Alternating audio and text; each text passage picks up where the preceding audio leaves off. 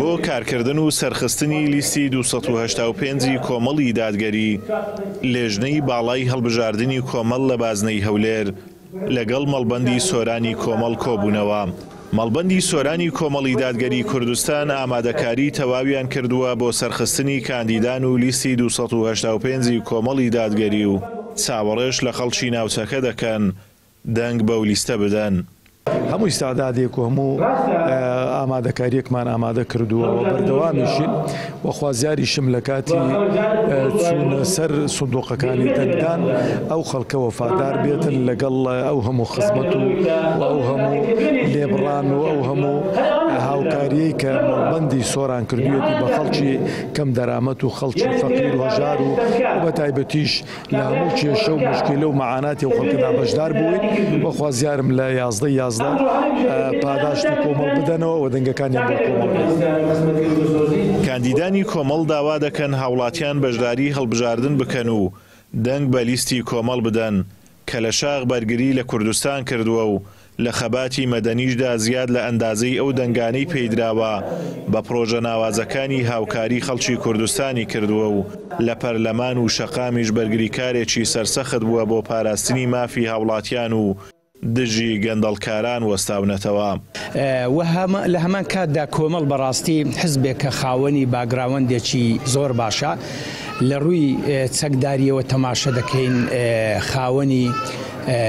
قوربانی و خوێنە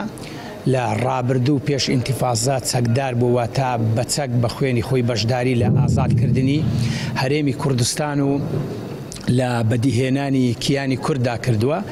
و لە هەمان کاتدا لە ڕووی خزمەت گوزاریەوە دەبینین یعنی کۆمەڵێک مؤسساتیان خزمەت بە خەڵک دەکا و لە ڕووی ئیعلامێکی فعالی هەیە و لە ڕووی سیاسەتەوە سیاسەتێکی باش دەکا و لە ڕووی پەروەردەوە پەروەردەی خەڵکی بە شێوەیەکی باش دەکا. پێم وایە کۆمەڵ یعنی یەکێک بۆ لەو لایەنانەی کە کاریگەری باشی لەسەر دروستکردنی ئیمان و ئەخلاقی ئەو خەڵکەدا هەبووە. چاوەڕوانین لەو میلەتە کە میلەتێکی موسڵمانە خەڵکانێکی موسڵمان و لە خواترس و خواناس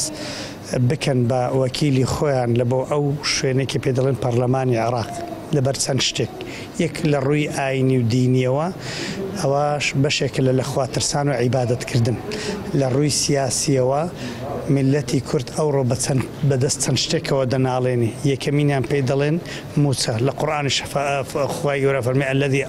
ئەطعمهم من جوع وآمنهم من خوف. خەڵک نانی دەوێت خەڵک ئەمنیەتی دەوێت بەس ئەمنیەتەکە لە پێناو خوان نەبی لە پێناو ملەتی بی. یعنی موچە یەکێکە لە شتە هەرە ڕئیسی و شتە سادەکە حقوقی سادەی ئەو ملەتەی کە نە لە بەغدان پێوەردەگیرێ نە بە خۆشی دەدەن. هەڵبژاردننی ئەنجومەنی نوێنەرانی عێراق هەڵبژاردنێکی چارەنووسسازە و پێویستە هاوڵاتیانی کوردستان بە گەرمی بەشداری بکەن و بە دەنگەکانیان دەسەڵاتدارانی ئێستای هەرێم سزا بدەن کە هۆکار بوونە بۆ فەوتانی موچەی موچەخۆرانی هەرێم و دابین نەکردنی خزمەتگوزاری شایستە. ئازاد و مەراوەی کەناڵی ئاسمانی پەیام سۆران.